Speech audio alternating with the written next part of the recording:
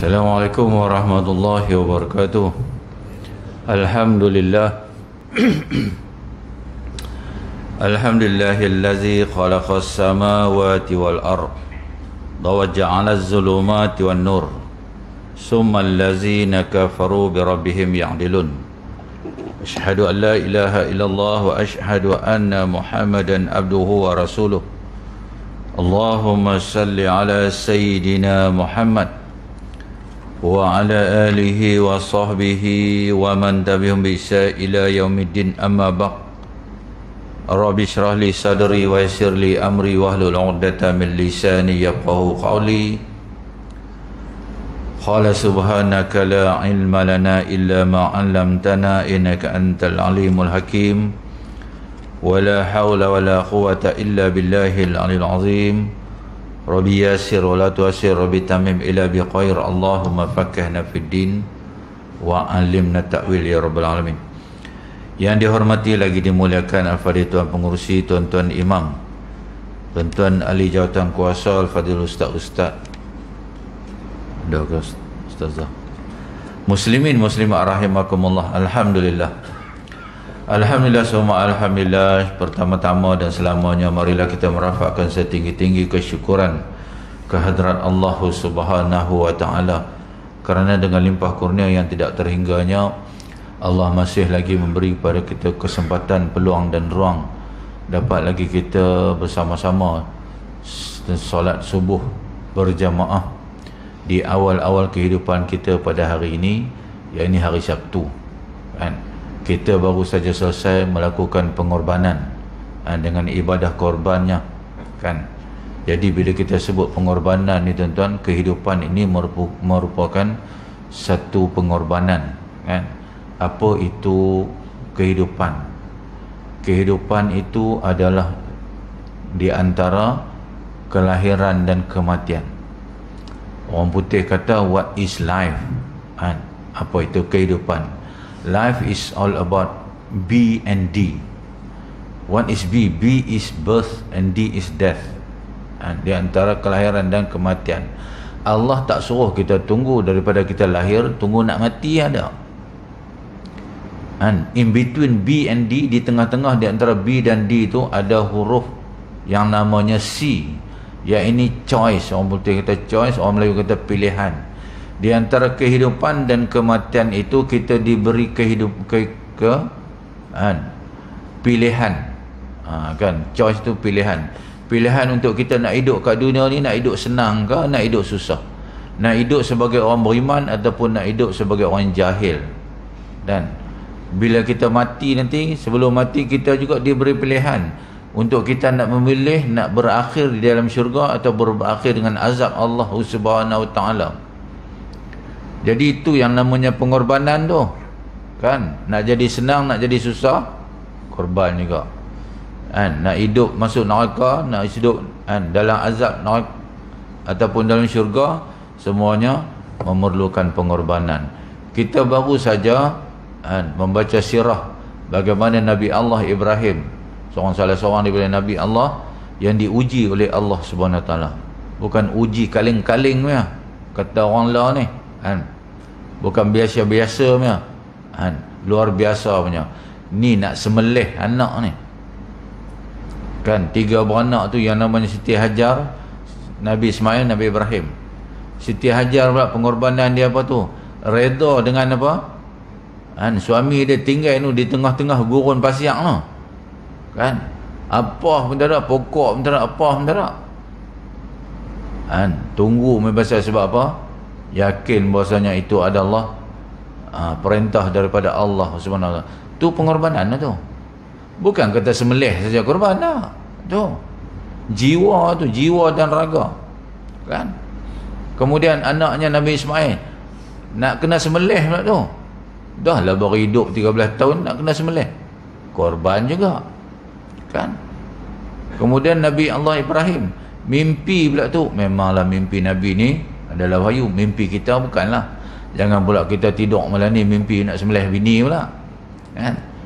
Kita pun ambil peluang ni masa nak sembelih bini punya pun.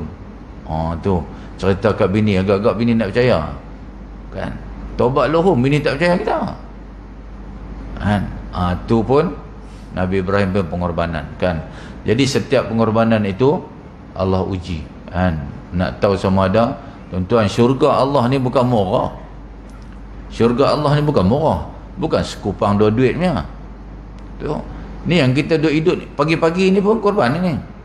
Nak mangkit tu lah, nak bangun pagi ni kan.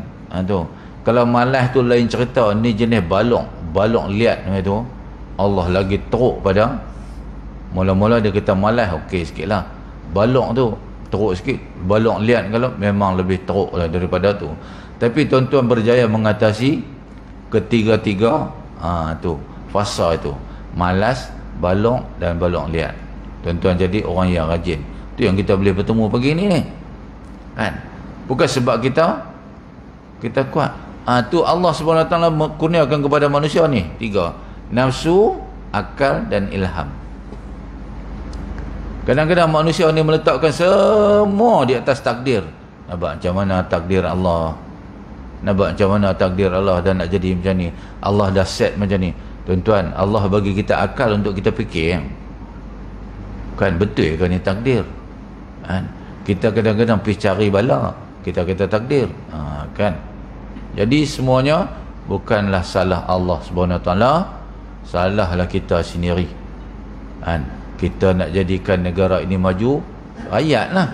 Nak jadi mundur pun rakyatlah, kan. Jadi tuan-tuan muslimin muslimat, ini semuanya dipengaruhi oleh iblis, yang namanya syaitan. Kita ada lagi satu jenis makhluk yang akan menguji kita, sebab dia ada perjanjian dengan Allah SWT. Ketika mana dilaknat oleh Allah, keluar daripada tempat yang cukup, penuh dengan nikmat, keluar dia. Satu saja Allah suruh, wahai iblis, sujudlah kepada Adam. Tu je dia tak mau.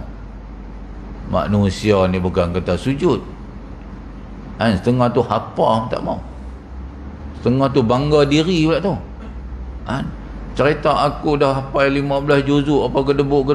Kau nak cerita dekat siapa ni? Kau hina siapa ni? Kau hina Islam kau hina kau. Dan Allah dah bagi anugerah satu, orang kata apa, Islam tu kepada manusia tu, Allahu Akbar, tu kira cukup hebat tu, kan. Jagalah, kan. Islam tu mana apa? Selamat. Hang duduk dalam Islam ni, hang ikut peraturan Allah, selamat dunia. Bukan kata selamat dunia saja, selamat akhirat, kan. Tu sebab iblis ni dia masuk, dia kacau kita melalui 7, kan. 7 orang kata apa? 7 kaedah iblis ni boleh mempengaruhi manusia. Senang, kan. Salah satu daripada dia apa? Dia ada 7. Satunya melalui apa? Perasaan hasad dan dengki tu. Allahu Akbar, tu yang banyak berada dalam jiwa manusia tu. Tengok orang ni, kan, dengki. Tengok orang tu, dengki. Tu hasad dengki tu. Kenapa jadi macam tu? Kan, mudah sangat. Yang keduanya apa? Mudah marah. Marah ni kata Nabi Muhammad SAW, kan, kita akan boleh hilang agama. Marah, aku tak kira agama nak kata apa, katalah, janji aku. Dia kira apa hati dia aja. Tu marah, main pukulan. Marah dia boleh hilang agama, dia boleh hilang dia boleh hilang harta, dia boleh hilang maruah, dia boleh hilang malu dia tu. Tu yang bahayanya, kan. Yang ketiganya apa? Melalui perut kenyang pun iblis boleh masuk. Perut kenyang dia jadi malas, duk menyanda. Allah, tak sembahyang kah? Nantilah perut ni baru lepas makan ni. Alasan dia, kan. Yang keempatnya apa? Terlalu taksub, kan. Suka cinta berlebihan kepada makhluk Allah. Apa pun orang kata, orang satu dunia kata baik, dia orang dunia kata tak baik, dia kata bagus. Macam ni lah kita nak cari, sampai ke tahap tu, tuan-tuan, kan. Sarban ni bukanlah melambangkan satu, kan, satu orang kata apa, berilmu dah. Lambang serban ni bukan kata sosok serban tu Islam lah. Mengali tu serban juga. Lagi kemas serban dia.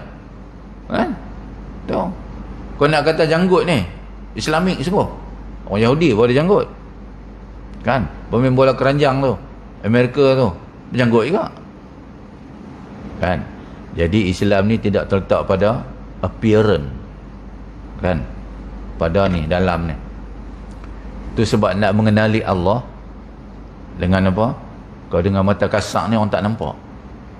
Mata hati. Nak kenal apa yang Allah cerita dalam Al-Quran itu, pakai akal kadang-kadang tak sampai. Boleh jadi terpesong. Pakai hati, pakai iman. Contoh peristiwa Nabi Ibrahim.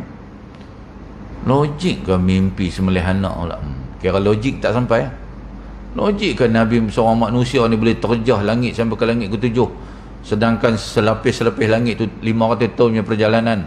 Dia duk kira logik akal dia sampai tak sampai. Tak sampai. Kena pakai iman, kan? Jadi alhamdulillah kita Allah telah memilih sebagai orang-orang yang beriman.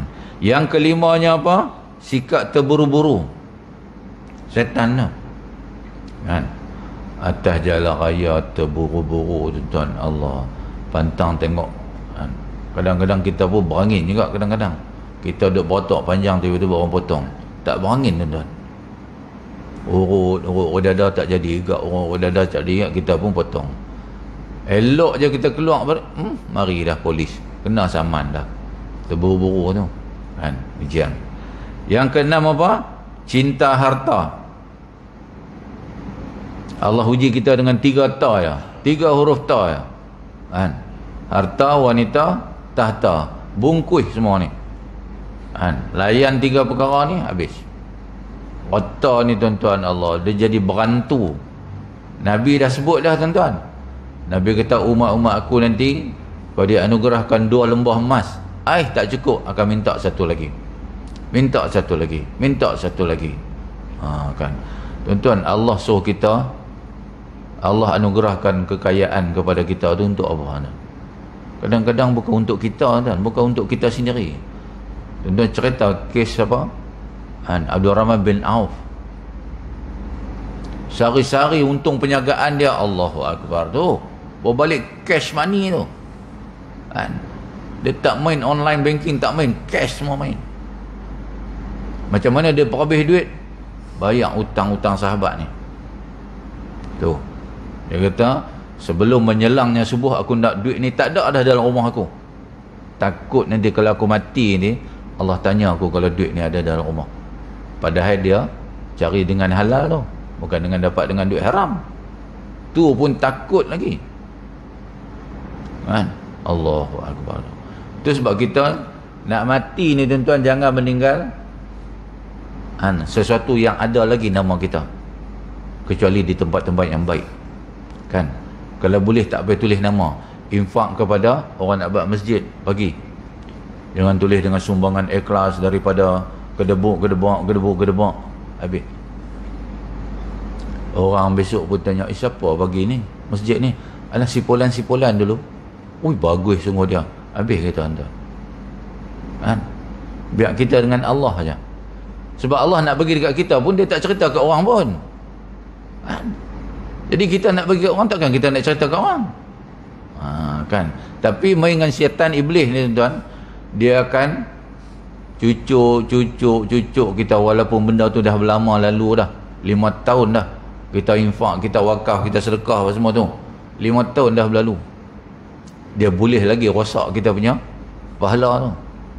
Dia kata, Syekh ni orang duk bising-bising sangat aircon surau ni. Dia pun duk tanya siapa yang duk bagi, siapa yang duk bagi. Orang duk tanya-tanya. Syekh dia pun mari. Kata, well, aircon ni, you know, ayolah bagi lu. Habis. You know tak know, you makan ino lah. Tu cerita dia. Habis bungkus pahala itu. Tu. Jadi iblis nak kita ni mati apa pun tak bawa. Tak bawa apa langsung. Pahala pun tak ada, apa pun tak ada. Bawa dengan dosa pula. Jadi kita kena berhati-hati dengan permainan iblis. Sebab apa? Nak main apa pun tuan-tuan, dia ada strategi dia. Itu sebab JDT boleh menang. sebab strategi dia bagus kan. Nombor satu, player kena gaji mahal, tapi yang kena baik-baik lah, jangan kaki bangku bayar sampai 1,000 sebulan, apa tak jadi kan. Kita nak buat ibadat pun dia ada strategi dia. Iblis nak rosakkan kita pun ada strategi dia. Dia bagi je kita buat amalan, bagi je. Sampai satu peringkat dia kata apa, kau tengok tu yang depan kau semayang tu kan, kentau apa tu, baik engkau lagi bagus. Kita pun kata bagus, betul ke aku ni, betul, kita jadi ketul lah tuan-tuan. Apa tak dapat kan. Yang ketujuh apa, buruk sangka. Yang kita kata tadi lah, tengok orang ni buruk sangka, pakai Jaguar ni kerja tak banyak mana, gaji tak banyak mana, pakai Jaguar kan. Ni rasuah ke apa ke, habis tuan-tuan kan. Jadi kita kena minta kepada Allah. Nak minta ni semua macam mana, nak hindar macam mana, kena minta kepada Allah. Dekat Allah ni imam kita doa tadi apa kan, uduni astajib lakum, minta ke Allah, Allah bagi kan. Nak minta haji mabrur, Allah bagi. Kenapa haji, ibadah haji Allah letak last sekali kan? Sebab haji mabrur ni dapat di mana? Haji. Kenapa tuan? Kita dah ikuti dengan syahadahnya, solatnya, puasanya, zakatnya, dengan amalan-amalan lainnya. Last sekali Allah bagi kita peluang pergi haji. Balik haji, hang dapat haji mabrur, habis terus hang punya dosa apa semua habis. Seperti kanak-kanak yang baru lahir, balik-balik puih mati. Allahu Akbar tuan. Tu kan. Jadi buat haji sungguh-sungguh. Nak tahu kata berkat tak berkat kita punya ibadah tu, makin hari kita makin ada keterujaan nak belajar, nak cari ilmu, nak menambahkan amal ibadat. Tu kecenderungan untuk nak menambahkan ilmu tu, tanda amalan kita tu diberkati oleh Allah Subhanahu Wa Taala. Tu cerita dia kan. Tu baru mukadimah, tak masuk tajuk lagi. Ni baru nak masuk tajuk kan. Tak tahu lah pukul berapa nak habis. Tapi tuan-tuan jangan bimbang lah, pagi ni kuliah dasar aja kan, sebab breakfast pun ada haji kan. Kita akan habis awal ya, nasi lemak sangat sejuk pula. Pagi ni kita nak bincang sikit tuan-tuan. Satu tajuk yang mana kita semua dah percaya dah kan. Sebab apa? Seorang Islam dia wajib percaya akan rukun iman itu. Yang pertamanya rukun Islam kan. Habis dah syarah kita percaya rukun iman pula kan. Percaya kepada Tuhan, percaya kepada Rasul, percaya kitab, percaya kepada hari kiamat yang pasti akan berlaku. Untungnya kita ni tuan-tuan ada kan, Allah kurniakan mukjizat yang namanya Quran tu kan. Cerita Quran, dalam Quran ni tuan-tuan, cerita alam belum terjadi, cerita zaman Nabi Adam, cerita yang berlaku, yang telah berlaku, yang sedang berlaku, yang akan berlaku, sesudah itu pun Allah cerita juga. Bila dah berlaku tu nanti, sesudah itu apa dia punya ending tu. Lebih macam filem lah tuan-tuan. Jangan tuan-tuan duk serbu bertengok filem Mak Kilau tu lah kan. Jadi tuan-tuan muslimin muslimat, apa dia kedahsyatan hari kiamat yang seakan-akan anda saksikan. Macam mana cerita tu? Tuan-tuan yang duk baca Quran, kemudiannya yang duk bertadabur tu, nampak cerita tu. Sahabat-sahabat dulu untung dia ada Nabi Muhammad sallallahu alaihi wasallam bersama dia. Nabi cerita ni secara live ni, Nabi boleh live buat cerita live, sebab Nabi dah tengok benda tu dah. Itu sahabat-sahabat ni bila Nabi cerita tentang syurga ni, Allah meleleh elok ni, punya teringin nak masuk, seolah-olah macam belakang Nabi tu ada syurga dah bila Nabi cerita buat neraka, pengsan Nabi semua. Tu punya hebatnya sahabat-sahabat ni. Mana kata apa, Nabi tu boleh bawa satu suasana yang macam tu bila cerita buat neraka ni, Allah Akbar. Jadi kita pun dengan kita duk baca Quran tu, kita pun tahulah sikit sebanyak. Macam tuan-tuan yang hafiz ni kan, bukan kata sikit banyak, memang banyak. Jadi diriwayatkan oleh Ibnu Umar radhiyallahu anhu bahwasanya Rasulullah SAW bersabda, siapa yang ingin merasa gembira menyaksikan hari kiamat, maka hendaklah dia membaca surah apabila matahari digulungkan. Surah yang tajuk dia apabila matahari digulungkan. Yang ni surah apa? Surah At-Takwir. Tapi kita tengok orang putih buat filem. Filem-filem yang kisah hancurnya alam ni. Dia tak panggil lah kiamat, ataupun dia sebut doomsday. Hancur alam ni macam mana. Tuan-tuan tengok cerita apa 2012, macam-macam lagi lah, Armageddon lah apa semua tu. Tengok dia boleh create suasana macam tu. Kerun juga lah kita tengok. Macam mana dia dapat idea ni tuan-tuan? Tu orang putih. Orang putih nak buat filem tuan, dia buat satu filem yang boleh nampak logik sikit. Boleh kita fikir logik, walaupun tak logik, nampak macam logik. Kan? Kita tengok cerita apa tu dengan dinosaurnya apa tu, kita tengok iya ke tak iya ke? Binatang tu pun mesin tu, tapi nampak macam real. Benda tu cerita saja, kita tengok ni macam similarity ada dengan hari kiamat tu. Kan? Tu. Pengarah Melayu buat apa? Asyik-asyik lawan panglima sini, panglima sana. Kan? Orang putih buat Spiderman. Dia baca cerita kot Spider ni berkhidmat kepada Rasulullah apa semua tu. Melayu buat Kangkung Man, Keluang Man lah semua. Cicak Man pun buat. Ni adalah mentaliti orang Melayu kan. Dia kerana untung lah. Kan? Buat pilihan tua. Melayu pun pakai tengkolok habis. Kan? Buat filem Mak Kilau. Yang Mak Kilau semayang tu orang tak mau ikut. Dia pakai tengkolok tak jadi kan tuan. Allah tak tengok tengkolok, hang tak tengkolok. Oh, hang tengkolok ikut Mak Kilau. Hang ikut dah Mak Kilau suruh hang semayang, hang semayang tak? Kan? Tu cerita dia Melayu ni. Kan? Kemudiannya surah apabila langit merekah. Tadi apabila matahari digulung. Kita pun duk fikir macam mana matahari digulung, matahari tu bulat. Kan? Dia nak gulung ke dia nak meletup ke, Allah semua boleh buat. Allah boleh buat semua. Kan? Kemudiannya surah yang kedua apabila langit merekah pula. Merekah pula tuan. Kan? Tu sedap tu bahasa-bahasa Kedah ni. Dia bila merekah tu dia ada idgham dia tu, sedap. Kalau orang Kuala Lumpur sebut merekah ni tak apa ni sangat. Kan? Tu.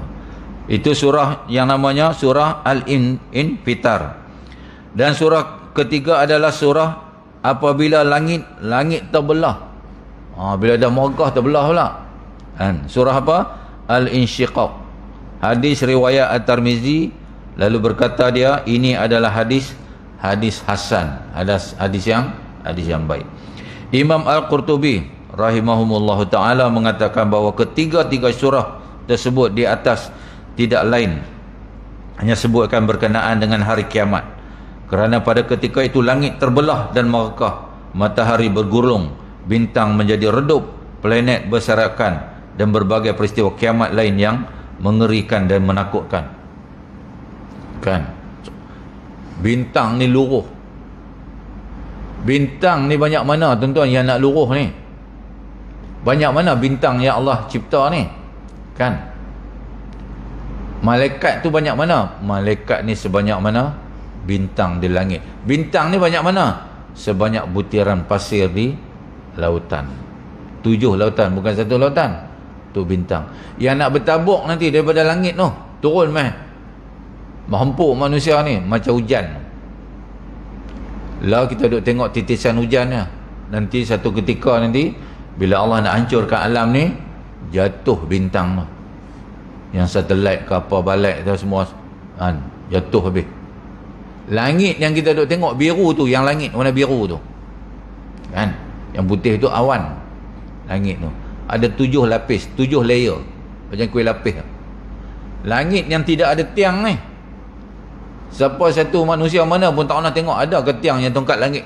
Tak tongkat. Allah nak cerita apa? Maha berkuasanya Allah, maha bijaksananya Allah, maha kuatnya Allah. Langit tu digulung tu. Macam tuan-tuan duk buat kuih gulung hijau tu, yang tengah tu inti nyok tu. Allah. Kita pun tak tahu lah macam tu. Kalau dah langit besar macam tu pun Allah boleh gulung. Kita yang halus ni tak tahu lah nak jadi apa, kan? Tu. Jadi sagon ke jadi apa tak tahu, kan? Kemudiannya, kerana pada ketika itu langit terbelah dan merkah, matahari tergulung, bintang menjadi redup, planet berserakan, dan berbagai peristiwa kiamat yang lain mengerikan dan menakutkan.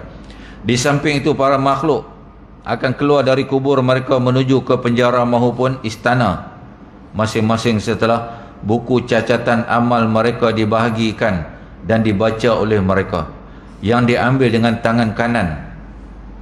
Buku amal dengan tangan kanan. Nabi kata siapa yang dapat buku amal daripada tangan kanan, cerah masa depan dia, kan? Tu cerah masa depan dia. Tetapi bila dengan tangan kiri, gelaplah masa depan dia, kan? Masa depan yang tak tahulah depan ke depan sampai bila, kan? Dan atau dari sebalik belakang mereka. Tangan kiri itu pula bukan kita ambil ni macam cakus macam tu lah. Ni dia selum kot ni. Selum ke apa, dia cucuk kot ni, keluar kot ni, terima kot belakang, kan? Tu bukan boleh kau tangan kanan macam ni dan dah, kan? Ataupun dicucuk belakang, nak menunjukkan di situ saja ada azab dah, tuan, kan? Kita duk kena pisau, orang cucuk pisau ni pun dah sakit, dah azab, kan? Ini cucuk tangan pula. Tangan bukan besar ni tu masa tu. Kita ada 60 hasta dah, kan? Bagi nampak selepas, tak tahu lah lepas ke mana, ke Kodiang ke apa ke. Tu besar tangan ni cucuk, kan? Kita akan saksikan sama-sama lah masa tu, kan? Tu. Kemudiannya sebagaimana penjelasan yang akan datang, Allah Subhanahu Wa Taala berfirman, Bismillahirrahmanirrahim, Iza sama'un syaqqat, apabila langit terbelah. Surah Insyiqaq ayat 1. Dan kemudiannya Allah berfirman lagi, Iza sama'un fatarat, apabila langit terbelah. Surah Al-Infitar ayat 1.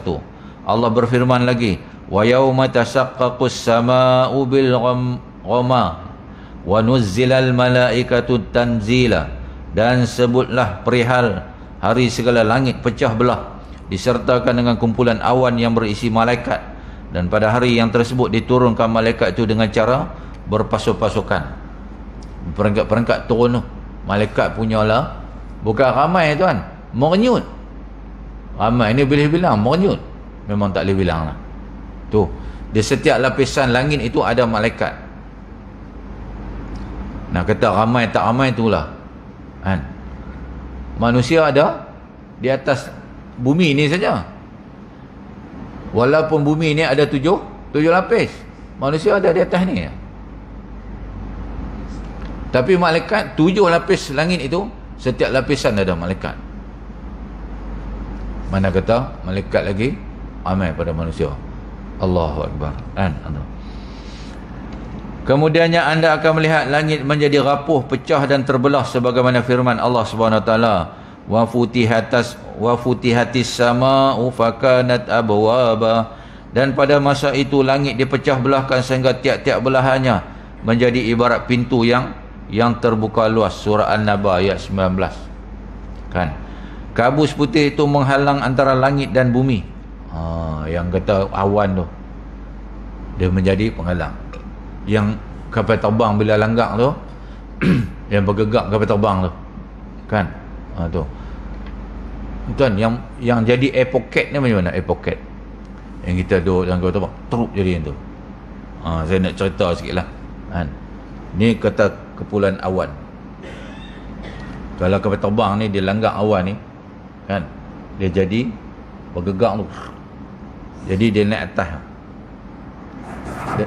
Dia lepas awan ni, dia akan truk, dia jadi druk, dia panggil druk. Tu contoh macam kita daripada tanah besar ni nak lintas laut, dia akan jadi itu juga. Dia punya gravity tu, kan? Tu principle of flight dia macam tu. Jadi jangan setengah orang tak tahan juga, muntah tu point lah, kan? Jadi awan lah yang berada di antara bumi dan langit itu. Kan Allah nak bercerita. Awan ni sebab apa ada?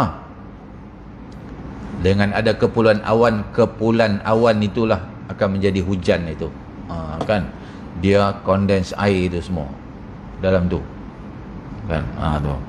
Habis. Ada pendapat yang mengatakan bahawa huruf ja, yakni ba pada kalimat bil ghamam, tu ayat yang di atas tadi, wa yauma tashaqqaqus samaa'u bil ghamam, tu. Ada pendapat yang mengatakan bahawa huruf ja, yakni ba pada kalimah bil ghamam dalam surah Al-Furqan ayat 25 tersebut di atas sama dengan an, yang bermakna oleh. Dengan kata lain bahawasanya langit terbelah oleh kabus putih. Pendapat lain mengatakan bahawa langit itu terbelah kerana dikikis oleh panasnya neraka, iaitu ketika air menjadi surut. Terbelah kerana dikikis oleh panasnya neraka, iaitu ketika air menjadi surut dan api kelihatan membara.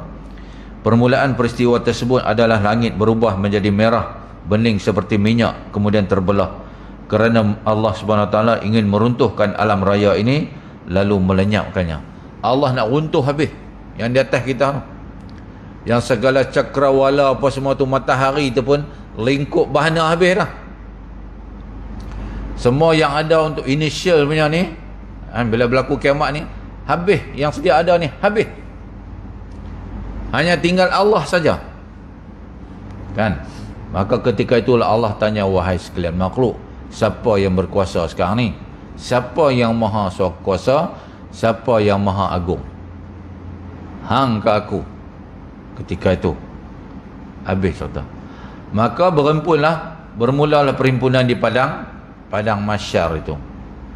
Ketika itu matahari ni yang duk ada sekarang ni, yang kita duk ada sekarang ni, yang kita duk berasa panas walaupun dia only 8 minit saja kepanasan matahari yang berada di 193 juta kilometer itu, panas matahari ni kita terima setelah 8 minit.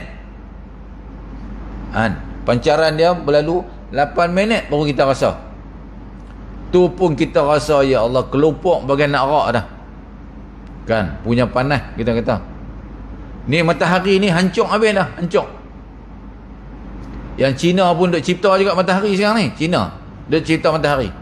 Tak tahulah nak jadi matahari ke, mata bulan ke, tak tahulah. Mata minggu ke. Tu. Matahari ni hancur. Bila manusia berhimpun di padang mahsyar nanti, Allah akan cipta matahari yang lain. Dan kedudukannya bukan di 193 kilometer tu, juta kilometer. Ni sejengkai di atas kepala. Yang orang yang diazab oleh Allah Ta'ala, dia rasalah kepanasan tu. Ada orang yang tak rasa kepanasan tu, di mana mereka ini termasuk dalam 7 golongan yang di bawah arasy Allah. Yang akan tuan-tuan akan rasa ni, tuan-tuan duduk bawah arasy tu, rasa semuran aircon sejuk ni. Tak tahulah cerita tuan. Kita sekarang ni baru berapa aircon ni? Ada 7, rasa nak terkencin lah. Tapi kat sana sejuk pun tak terkencin lah. Takut dia tu bukan takut sampai nak terkencin, tak tahulah takut sampai apa. Duduk bawah arasy tu 7 golongan. Siapa dia? Salah satu daripada golongan tu tuan-tuan lah. Hati yang sentiasa di rumah ibadat, di mana tempat diazankan tu, Allahu Akbar tu, kan. Kita berusahalah minta dekat Allah, ya Allah, masukkan aku dalam salah satu daripada golongan 7 golongan ni yang akan berada di bawah arasy-Mu nanti. Sebab Allah, kami tak mampu ya Allah untuk berada di bawah matahari-Mu nanti. Allahu Akbar, kan. Nak berdiri lama-lama pun tak mampu. Kita berdiri kat atas dunia ni pun Allahu Akbar, kan. Imam baca 10 ayat pun kita dah, imam ni baca panjang sangat. Tu baru 10. Ni nak berdiri saja 50,000 tahun tu, kan. Tu. Jadi sama-samalah kita mohon ke hadirat Allah SWT, moga kita dihindarkan, dilepaskan daripada sesaan yang macam tu. Kemudiannya iza syamsu kuwirat, apabila matahari dilengkari cahayanya dan hilang lenyap. Matahari pun hilang lenyap. Kan? Matahari ni sekarang ni lenyap ke? Tak. Kan? Sebab dia bila jadi malam peredaran tu, bukan kata dia terpadam lampu tak. Tak ada satu malaikat pergi padam lampu dia pula tak.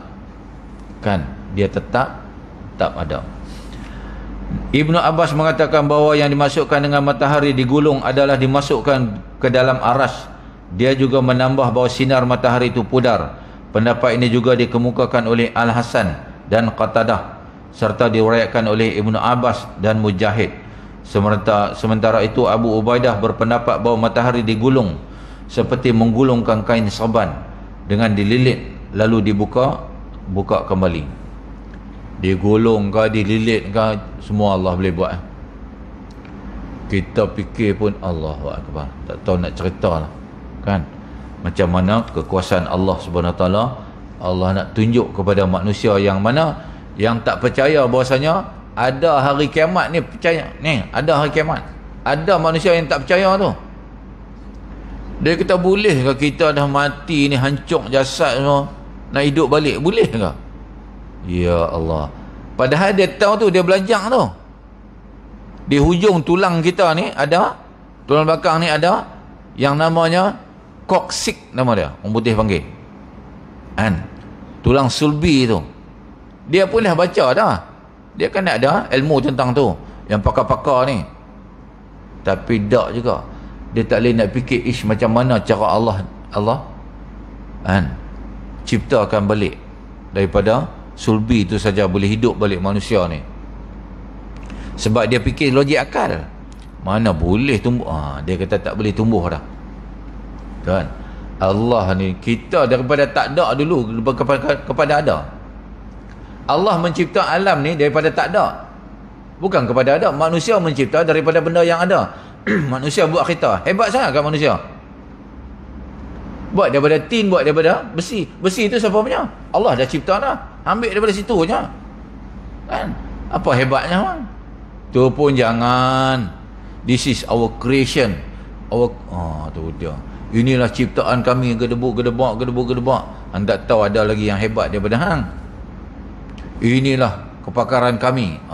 Tu. Tidak ada satu kuasa pun yang boleh tenggelamkan kapal Titanic ini. Allah bagi bertuh dengan ais batu ya, bungkui. Kan?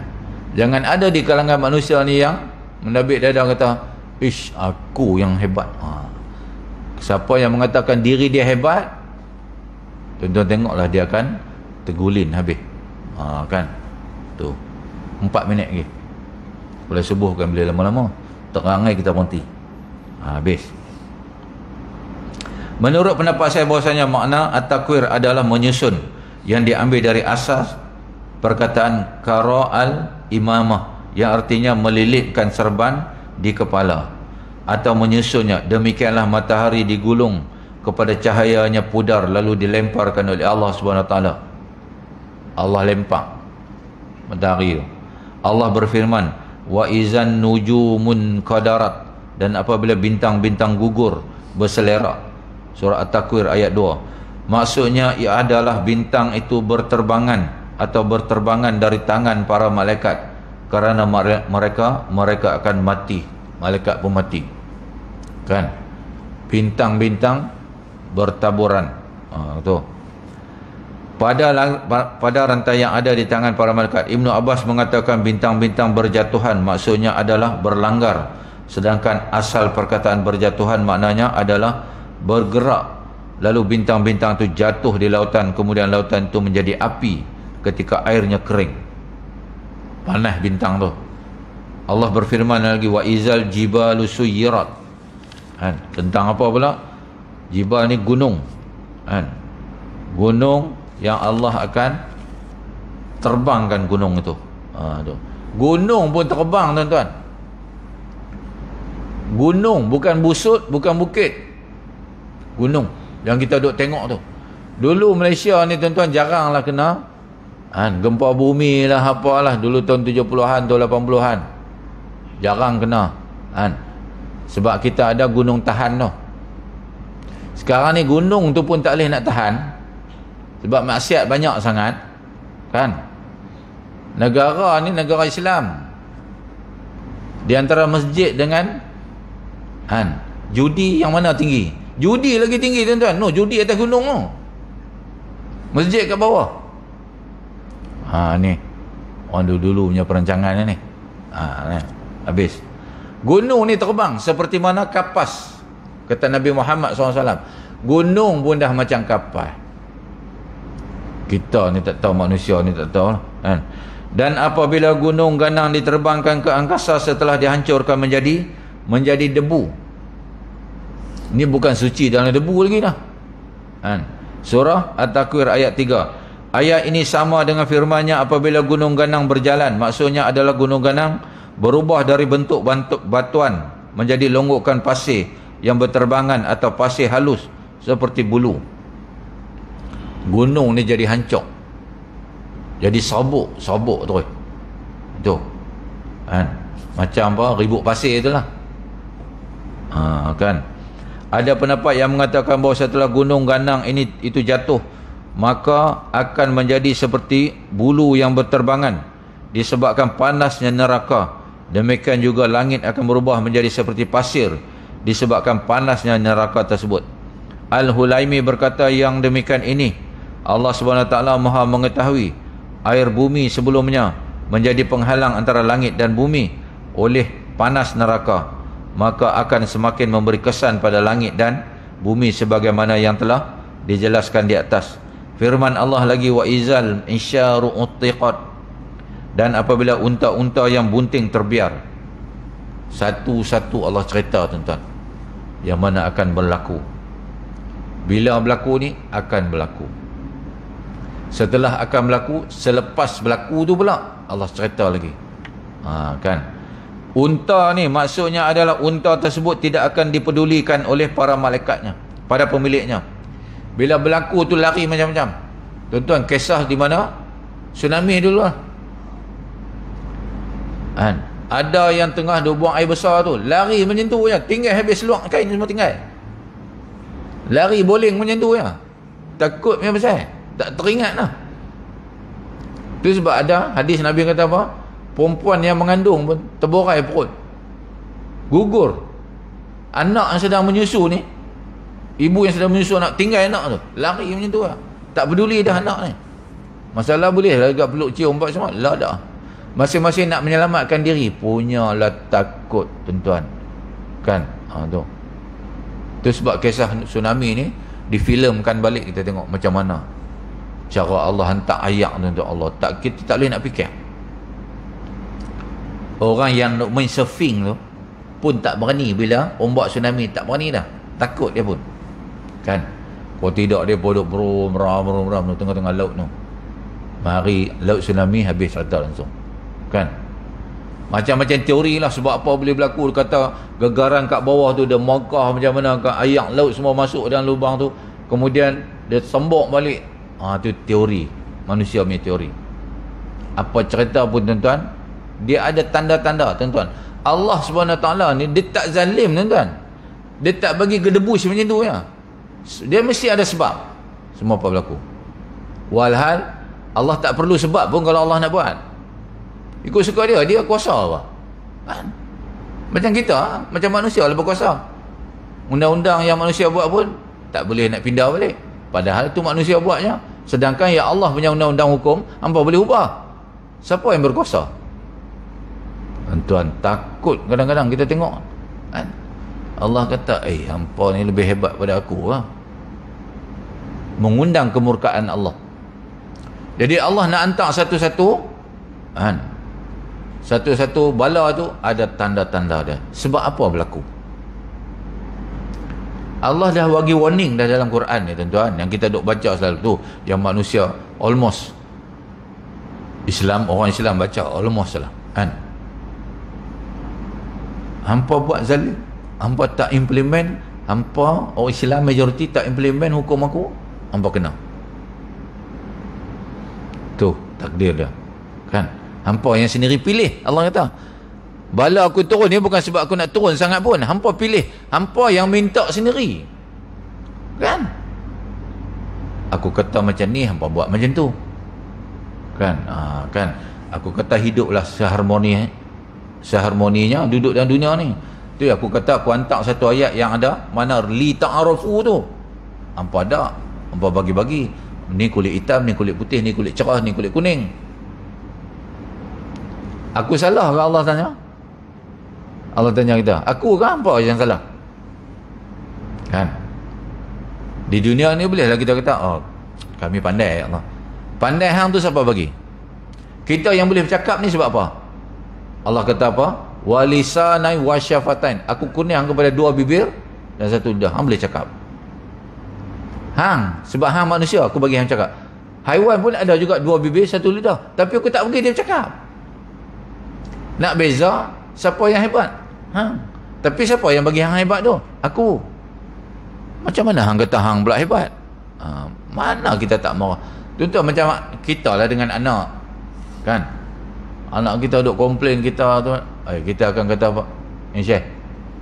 Macam orang tua duk kata, ni, siapa makan garam dulu? Tu ayat tu tak boleh pakai. Sebab makan garam dulu dia yang kena darah tinggi tu. Makan banyak sangat. Kan? Nak salah siapa? Salah diri sendiri. Kan? Tu. Jadi tu perumpamaannya Allah Subhanahu Wa Taala. Jadi maksudnya adalah unta tersebut tidak akan dipeduli oleh para pemiliknya dan susunya juga tidak akan diperah kerana mereka sibuk dengan diri masing-masing. Ketika itu unta yang gemuk-gemuk, yang susunya tu dia punya banyak, dah tak peduli dah, tinggal bila anak unta ke apa ke hang punya pasal. Jadi aku lari dah. Tuan dia tu. Dan tak ada siapa nak pergi ambil dah. Tuan dia tinggal kandang pun tak ada orang nak pergi ambil. Semua sibuk kan nak menyelamatkan diri. Tu. Jadi istilah inishar disebutkan dalam ayat tersebut tidak lain kerana ia merupakan binatang kesayangan bangsa Arab. Orang Arab ni sinonim dia unta. Kan, unta. Kan. Unta ni tuan-tuan dia ada juga sifat dendam dia, unta. Haiwan tu pun ada. Kan. Unta ni kalau dia geram dia jijak tuan dia. Kan. Tuan dia duk pukul sangat dia. Dan dia tengok tu dia hentam.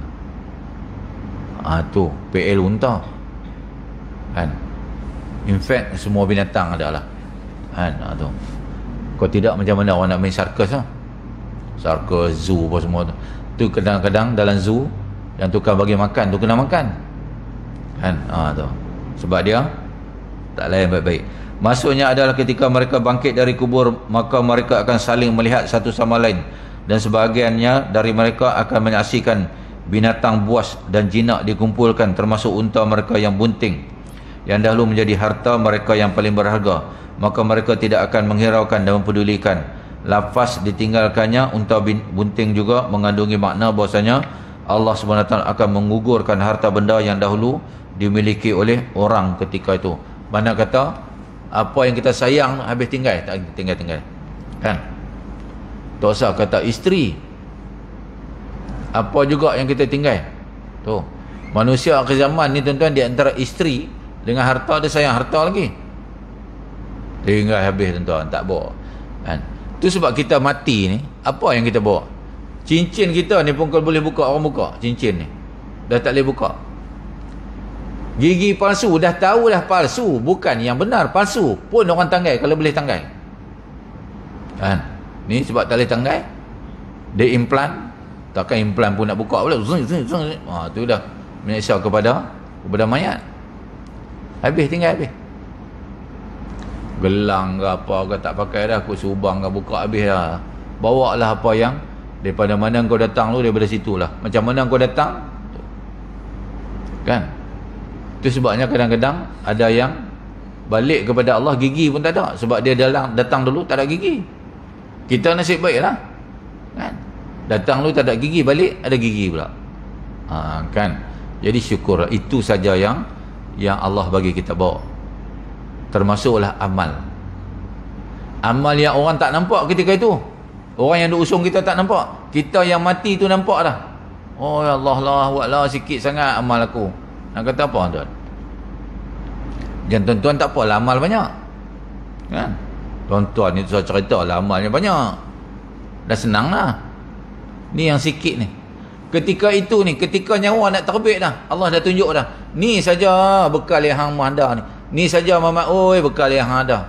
Dulu aku bagi hang umur panjang, hang buat tak tahu aja. Kan? Tu. Jadi tuan-tuan muslimin muslimat, sekadar itu dulu yang dapat kongsi. Kita akan sambung lagi di lain waktu insya-Allah. Kan? Sebab apa dah? Oi, panjang dah. Wallahu alam. Kita sudahi dengan tasbih kafarah dan surah subhanallahi wa bihamdika asyhadu an la ilaha illa anta astaghfiruka wa atubu ilaik. Bismillahirrahmanirrahim. Wal as'inal insana la fi qus ila allazina amanu wa salihat wa tawassaw bihaqqi wa tawassaw bisabr. A'udzu billahi samil alim minasyaitonir rajim. Bismillahirrahmanirrahim. Alhamdulillahirabbil alamin wal aqibatu lil muttaqin wala udwana illa 'alal zalimin. Wassalatu wassalamu ala asyrafil anbiya'i wal mursalin wa ala alihi washabihi ajmain. Ya Allah, ampunkanlah dosa kami, dosa kedua ibu bapa kami, dosa seluruh kaum muslimin dan muslimat ya Allah, dosa pasangan-pasangan kami dan anak-anak cucu kami ya Allah. Ya Allah, andainya kau matikan kami, matikanlah kami dan kalimah la ilaha illallah. Matikanlah kami dan masukkanlah kami dan syurga-Mu tanpa hisab ya Allah. Rabbana atina fid dunya hasanah wa fil akhirati hasanah wa qina azabannar. Wa sallallahu ala sayidina Muhammad wa ala alihi wa sahbihi wa baraka wasallam. Walhamdulillahirabbil alamin. Taqabbalallahu minkum.